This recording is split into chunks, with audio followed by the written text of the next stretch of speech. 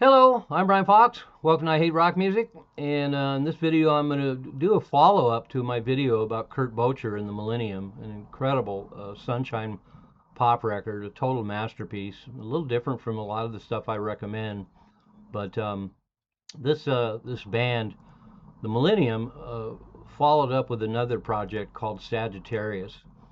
And I've had the record for years, and I wasn't really sure what to make of it, and I didn't go back to it that many times. But over the last 10, 15, 20 years, I've really gotten an appreciation for some of these lush, sunshine, Baroque pop records from the late 60s and on, because they just capture a whole nother world. And I just wasn't, I was more into the weird shit and the progressive and the hard rock. And so a record like this was something I had in my collection because I had access to a copy, but I didn't spend that much time listening to it until the last 10 years.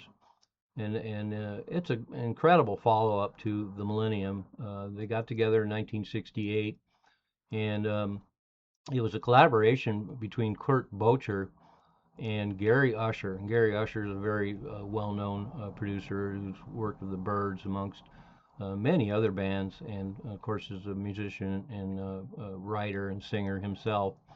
So essentially a collaboration between those two, but also includes other known names in the business, big names in the business: Terry Melcher, Bruce Johnston, and Glenn Campbell. In fact, Glenn Campbell sang on their very first single, um, "Will You Ever See Me?" Um, oh, I'm sorry, not that song. "My World Fell Down," 45, which came out previous to the album, actually made number 70 on the Billboard charts, and Glenn Campbell sings on it. And one of the things that's interesting about the single is it had a sound effects music concrete middle section, which was really unusual for pop singles of that time, particularly sunshine pop singles. And then when the album was put out, and the single did really well, and then Columbia found out there wasn't actually a band, so Gary Usher and Kurt Bocher quickly put together a band and recorded the album Past Tense in 1968 on Columbia Records. It came out, and so the album has a different version of My World Fell Down that has the noise, sound effects, music, concrete middle section take out, because Columbia really wasn't down with that, and it's really too bad because it made that song all the more adventurous. And in fact, they did a bunch of things like that on the record. There's a single a song called Hotel Indiscreet, and there's a middle section that features the Firesign Theater, the comedy group. And so Gary Usher is responsible for discovering and then signing Firesign Theater to Columbia Records, which is pretty interesting in itself. But the Kurt Bocher song, "Another Time," is on this record, and it was lifted from earlier recordings he did with a group called the Ballroom, and just contributed wonderful songs to this record. So there's a lot of Kurt Bocher on this Sagittarius record, and has his wonderful orchestrations and vocal parts and the like, and it's just a wonderful Baroque sunshine pop record. Not quite as sunshiny as the Millennium, but what an interesting niche, and I'm really glad I took the time to snoop around at more of those kind of bands. I'm still not a fan of a lot of the sunshine pop bands, but people are familiar with the Association and the Mamas and the Papas, and it's hard not to like those records, even if you generally like weirder stuff. And Sagittarius is right up there with those. There's a lot of lesser bands doing that kind of material, but Sagittarius is great. And one of the other things that's interesting about Sagittarius is they released a number of singles, and the B-sides all had music concrete, sound effects, psychedelic dirges, completely experimental. So I got my hats off to Gary Usher for getting into that kind of material. And there's 3 B-sides, which I'll include below. It's unfortunate that Columbia wasn't adventurous enough to put them out on the album, but Pisces, Virgo, and I think Capricorn was the third one.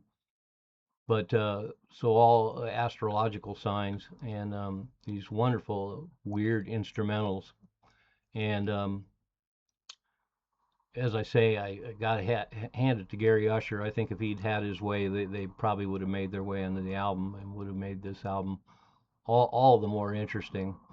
So after the Past Tense album came out in 1968, in 1969, the Blue Marble album was put out, and it was a whole different lineup, and definitely more Gary Usher. Gary Usher doing more of the instruments, Gary Usher doing more of the singing. They did a cover of "In My Room," the Beach Boys tune that Kurt Bocher sings, that actually charted, and then "Will You Ever See Me," a wonderful Kurt Bocher song that again used to be part of the repertoire of his old band, the Ballroom, are two Kurt Bocher songs on the Blue Marble record.